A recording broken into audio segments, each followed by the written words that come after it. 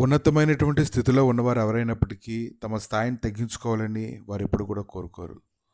ఎందుకంటే వారు ఏ స్థాయిలో ఉన్నారో దాంట్లోనే దానికంటే ఇంకా ఉన్నతమైనటువంటి స్థాయిలో ఉండాలని కోరుకుంటారు కానీ వారికి ఉండేటువంటి స్థాయిని ఎవరి కోసం కూడా వారు తగ్గించుకోరు.